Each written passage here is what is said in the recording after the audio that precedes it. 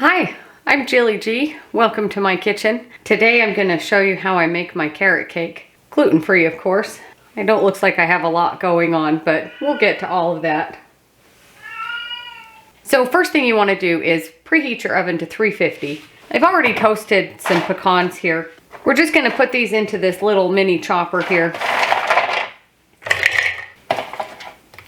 And I'm using the little chopper today because I want it to be a little more finely ground than if I just chopped it with a knife, because this is going to go into our custard for the buttercream.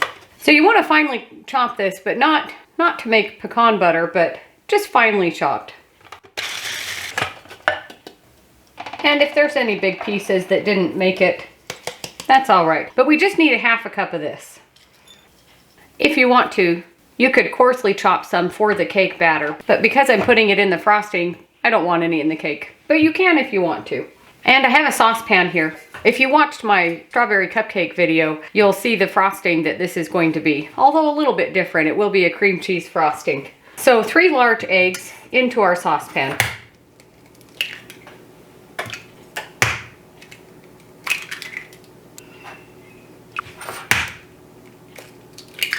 Get rid of our mess. And in with our other eggs. Save that for later. And into this pan, I've got 3/4 of a cup of honey. As always, I'll give you the equivalents to sugar. And save that for later too. We want to mix our honey and our eggs for about 5 minutes until they're doubled in size and really fluffy. And you want to make sure the honey is getting nice and dissolved, that there's nothing stuck on the bottom of the pan. And if you tip the pan sideways, it helps.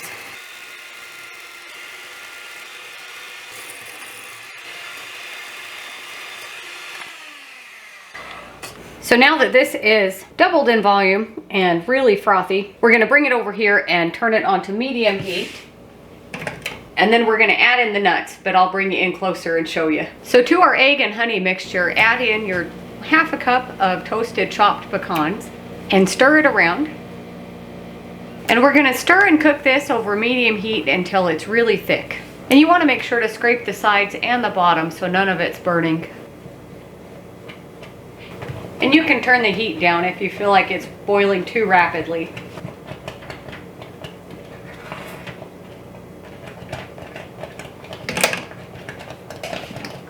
So once that's nice and thick, be careful because it bubbles up at you. And I'm just continuing to stir it just so it doesn't get stuck on the bottom. And you can see how dark in color it got.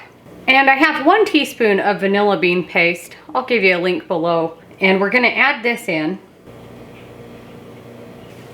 And stir this all together.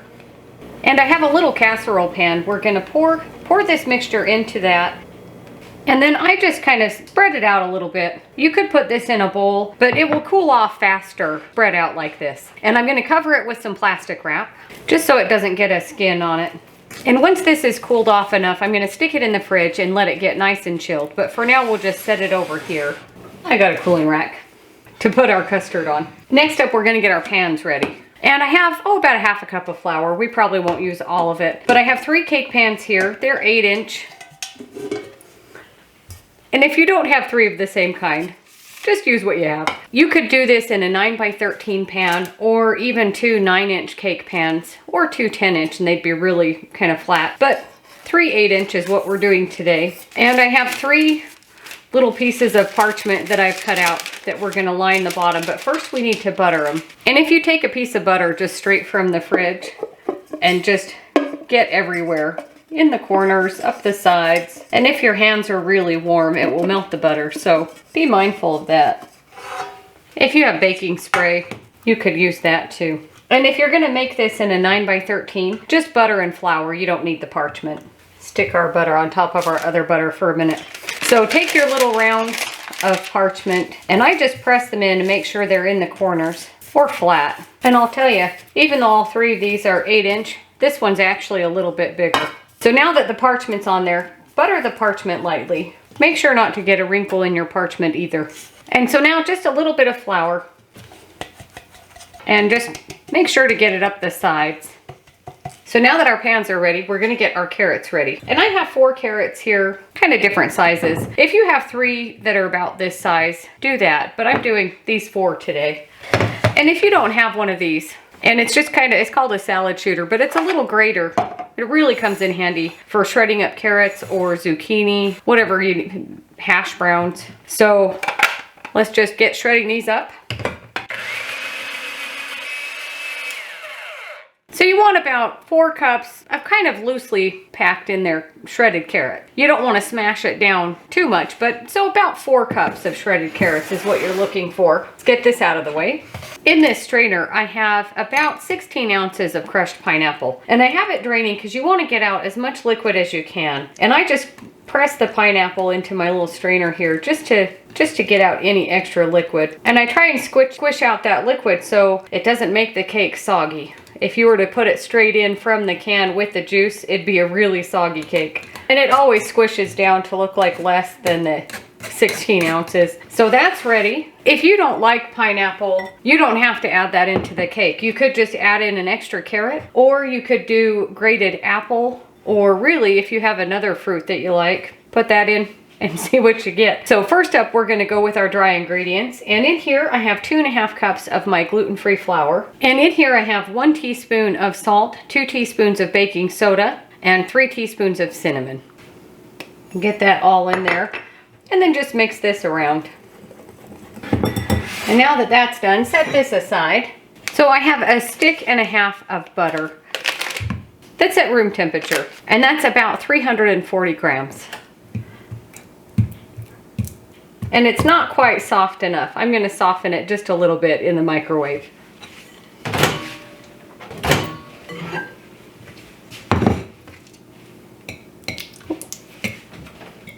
So we want to be able to mix it around with our honey.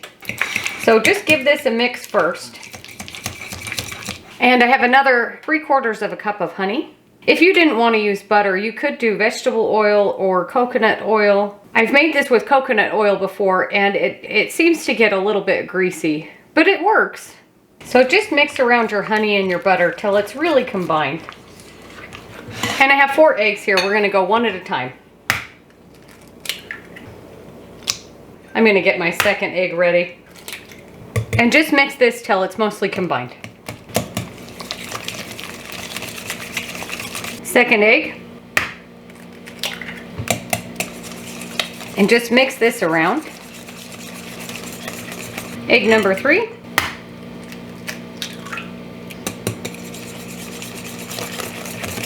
And our last egg.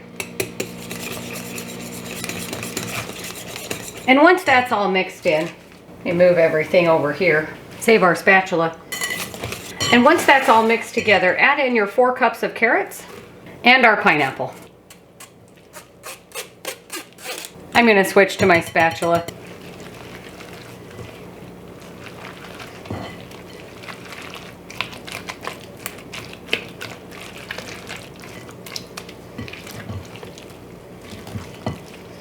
And I know it seems kind of backwards to mix in the fruit and the vegetable before the dry ingredients, but it works really well in this recipe. So now that that's all mixed together, bring over our dry ingredients, and I'm just going to go all in one.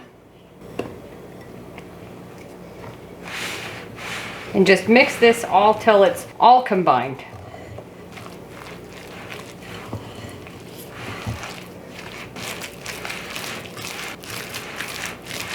Make sure to scrape the sides and the bottom. That looks really good. I'm just gonna eyeball even amounts into my 3 pans. You could weigh them if you want to, but I'm just gonna eyeball it.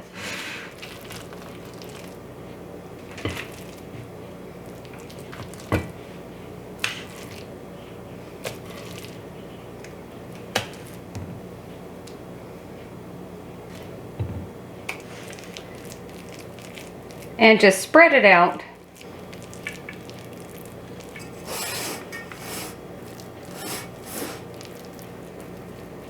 Okay, these will go into the oven for about 30 minutes. I'll check them at 30 minutes. They might go a little bit longer depending on your oven, but 30 minutes to start.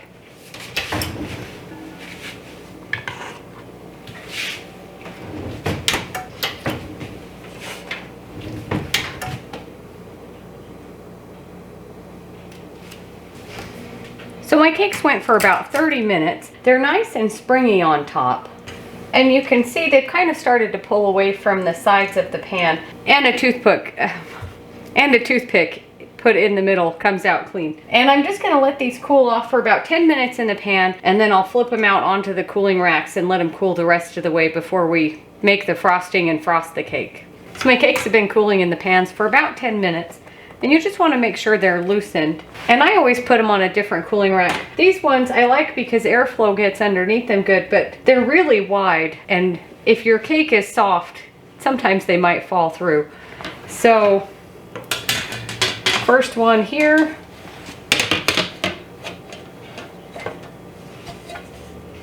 And my parchment stayed in the pan. And let's gently move this over here. Parchment stayed in the pan. And third one. And my parchment stayed in my pan. So let these cool off completely. You can even make them the day before, even with the custard for the frosting. You can do that all the day before, and then just wrap these in plastic wrap separately, and then make your frosting and assemble all the day of that you're serving.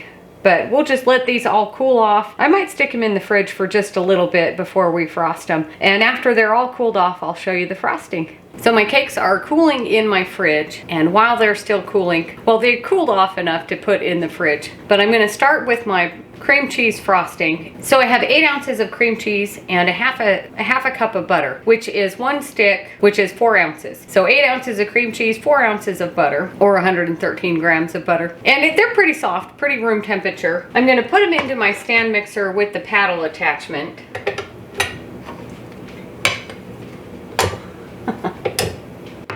I'm gonna put my butter and my cream cheese in my stand mixer. You could do this with a hand mixer. Paddle attachment.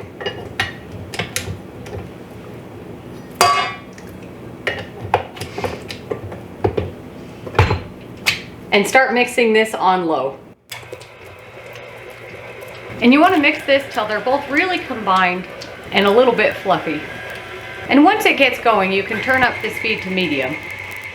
Increase your speed to high, and just do that for a few minutes.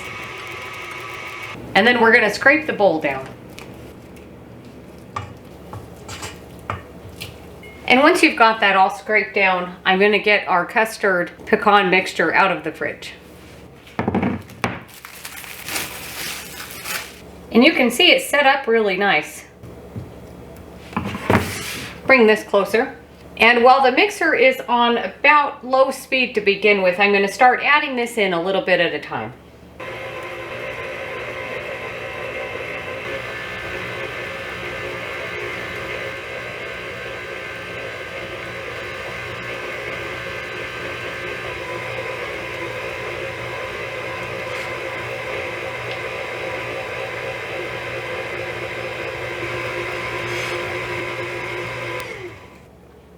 And you want to scrape down the sides of the bowl because you see it kind of builds up at the top there. And beat again on medium or high speed until it's all combined.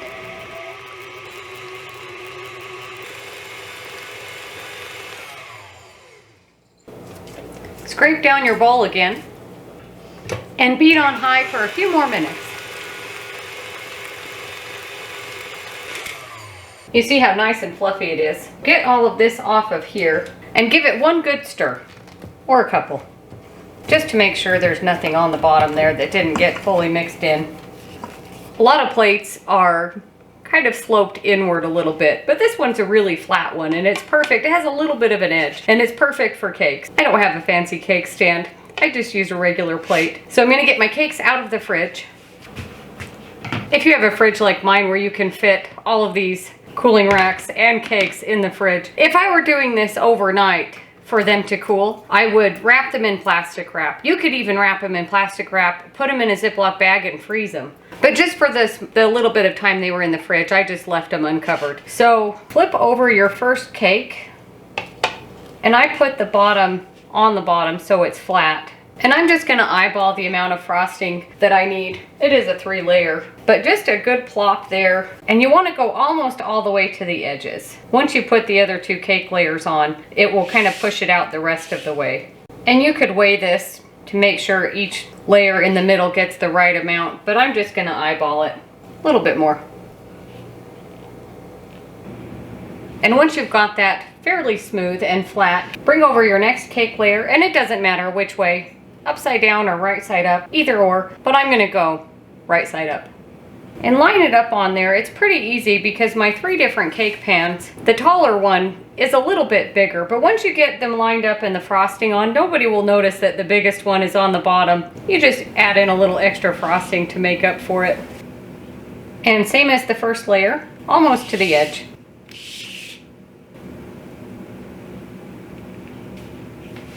And I kind of peek around at it, see what's happening between my layers. They look pretty good. And now we'll go for our final one. You could put this one top down so you have more of a flat surface to work with, but either way, it doesn't really matter. You'll notice they're not super domed, but I kind of like the rounded top. Kind of gives it the old-fashioned cake look. So just make sure it's lined up. I'm gonna do a crumb coat first. And I always start on the sides and then I do the top. And this is just a really thin layer of frosting, and then I'm gonna stick it in the fridge before we give it the final coat. And the whole purpose of a crumb coat is so the crumbs from the cake don't peek through. But if you notice, our frosting has nuts in it, so it looks like crumbs anyways. So you don't even need to do this, but just out of habit, I will. And as you can see, I'm filling in all of these little cracks here between the layers.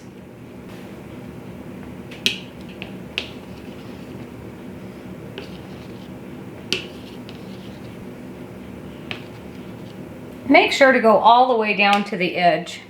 This little palette knife here is the best to get the edges, or it's the best to frost a cake with, really.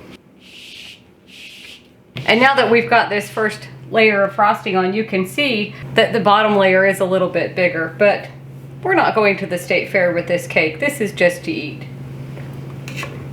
So just a little bit on top. Again, just a thin layer here for the crumb coat.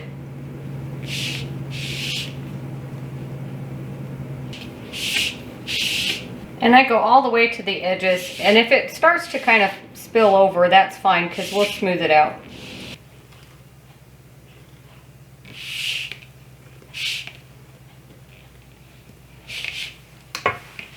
That looks really good. I'm going to stick this in the fridge for about a half hour. I'm going to stick this in the fridge too, and then when this is hardened a little bit, we'll frost the rest of it. So my cake's been in the fridge for about a half hour. Give your frosting a good stir because it's been in the fridge too. And I'm going to go same as before. I'm going to do all of the sides and then the top. And you want this layer to be a little bit thicker.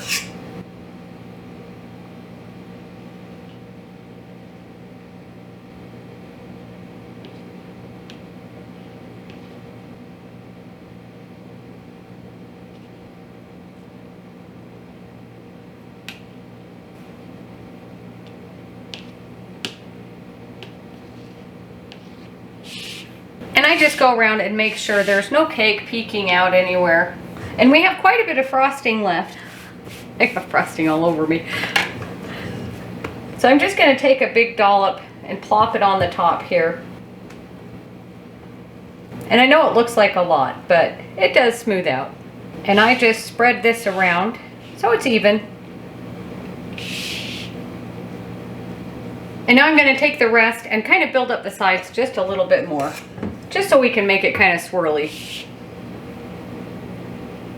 And you'll kind of want to swirl it up to meet the top of the layer that I put on the top there.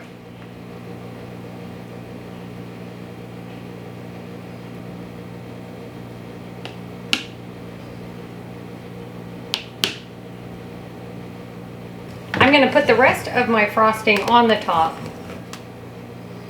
and just spread this out. And it's okay if some of it spills over the side because we can just make it all kind of swoopy in together there. But you want the top to be flat or level. And then you can just Make little swoops.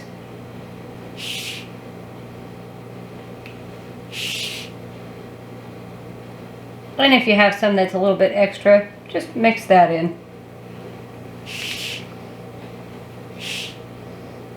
Take a step back and make sure it looks like a cake. It's the shape of a cake. And you'll notice we could have put more in between the layers, but this is fine. Give it a look, make sure it looks even everywhere. We can do little swoops on the top too. Turning as you go.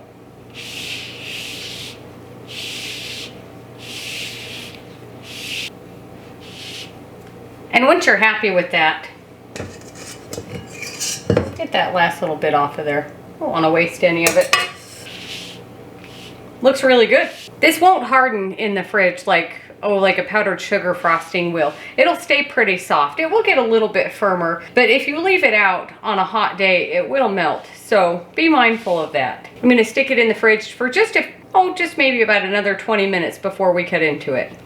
Now that my cake has been cooling for about 20 minutes, we can cut into it.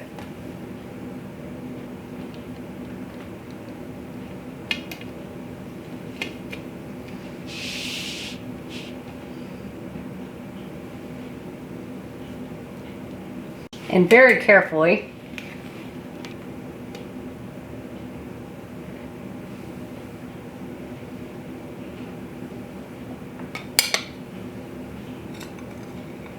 this cake is tall enough, you just lay it on its side because it will fall over anyways. But it looks really good. Again, you could have put more frosting in between the layers, but this is fine. Let's turn this around so you can see it too. Let's give it a bite. Try to get some frosting in there.